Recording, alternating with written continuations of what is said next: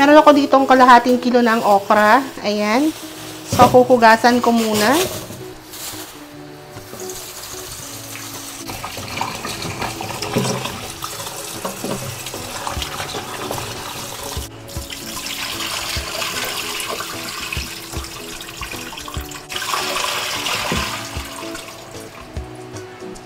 So, ayan, hugasan na natin yung mga okra. Ngayon naman ang gagawin ko, tatanggalan ko lang ng mga dulo. So, bago ko pala tanggalan ng dulo yung mga okra, maghihiwa muna ako ng bawang at saka ng luya. Sa ganitong luto talaga hindi ako naglalagay ng sibuyas eh. Bihirang-bihira. So, ito munang bawang tsaka luya. Itong luya, huhugasan ko lang. Hindi ko na ito babalatan. Hiwain ko lang siya ng pahaba. Pero, maninipis ng konti.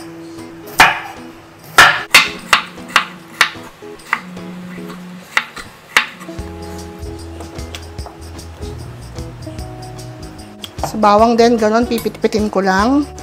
Tanggalin ko lang yung unang layer ng balat niya. Kasi isasama ko yung balat. Yan. Itong unang layer lang yung tatanggalin. Yung nakakapit, hindi ko na yan tatanggalin.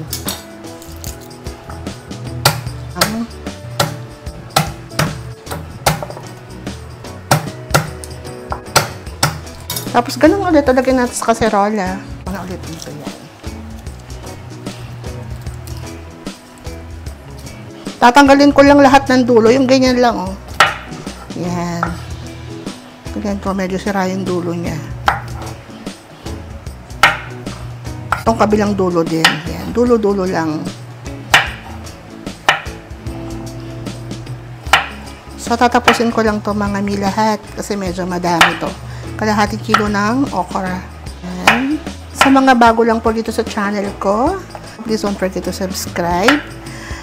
At mag-comment na rin po kayo para alam ko kung anong masasabi nyo sa napanood yung video. Kung nagustuhan nyo ba.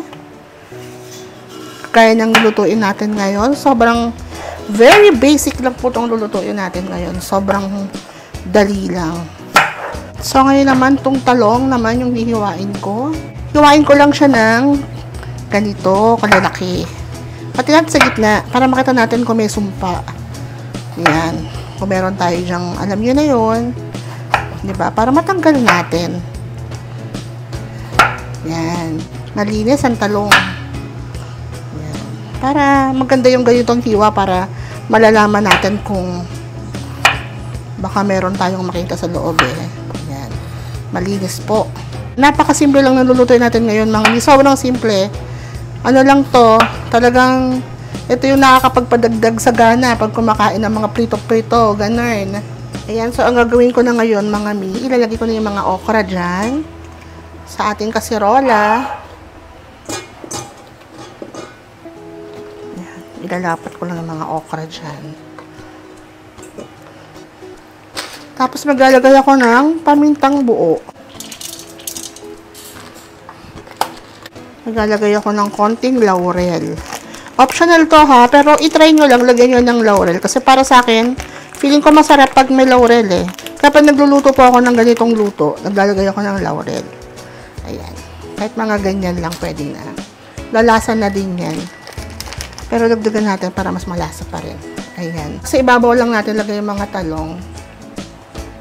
Ayan. Para masisingawan lang siya sa ibabaw. Bilang tayo po ay Ilocano, maglalagay ako ng bagoong isda. Yan, ganito po karaming bagoong isda.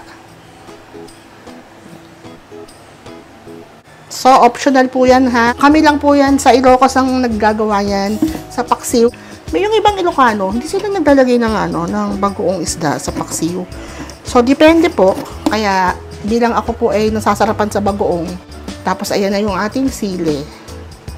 Sa Ilocos, bihira ito eh. Pasayan yung madalas na sili nila doon. Suka. So, magpapaksiw tayo ng okra at saka ng talong. Yan. Kasi ipapartner natin to sa pinritong galunggong. Sabi ko kasi, instead na ipaksiw ko yung galunggong, eh gusto ko naman kumain ng prito. So, ipaksiw ko lang yung gulay. Mag-add lang ako ng konting tubig dito. Naglagay ako ng konting asin. Ayan. Kasi kahit na meron na itong bagoong isda, iba pa rin yung alat na nanggagaling sa asin. Kaya naglagay tayo ng konti lang kasi maalat na yung bagoong isda, kaya konting asin na lang. Naglagay rin ako ng konting mantika galing dun sa pinagprituhan ko ng tokwa. So, ayan na yun mga mi. Lulutuin na natin siya. So, ayan na mga mi. Tatakpan na natin. And then, lulutuin na natin sa mahinang settings. Ayan, lutuin natin sa katamtamang settings lang. Low to medium. Para, alam niyo, yung slow cooking lang natin yung gulay. Check natin. Ayan na siya, mi. Kumukulo na. I-ice ko lang. Nilulutuin ko pa siguro ng mga 5 minutes sa ganitong settings. Hindi na lang. Paksiw na gulay. Sarap niyan. Takpan ko ulit. Lutuin ko pa siguro ng mga 5 minutes and then okay na yan. Check na natin. Ayan na, luto na. Luto na yun, papatayin ko na. And then, takpan ko muna ulit. Magpiprito naman tayo ng galunggong. So, ito na yung mga galunggong. Hugasan ko muna. Dali 1 kilo ng galunggong to. Pinalinisan ko na rin to dun sa binilihan ko. Ayan. Tinatanggalan ko ng mga dugo dito sa may bandang ganyan niya. Ganun din ba yung ginagawa nyo? Kasi malansa yan, di ba? Pag hindi natanggal. Gaganunin lang natin. So, okay na. Nahiwaan ko na lahat to.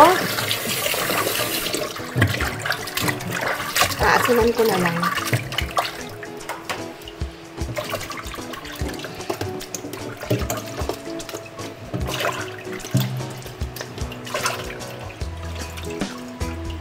Ang ganda ng galunggong.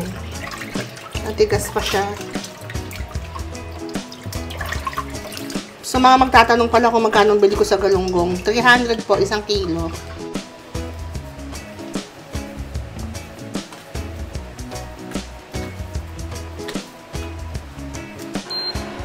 Lagyan lang natin ng konting asin.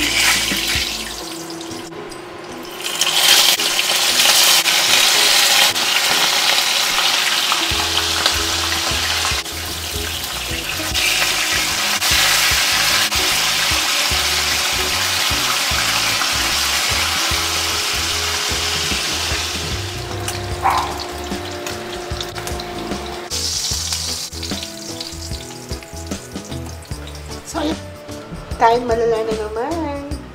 Nagsandok tayo ng paksiw na gulay. Ng gulay. Ayaw nang kulang nilalagyan gano'n. Sarap sa kanin yan, be. So, tara na mga mi. Magkaon na ta. Mangantayon.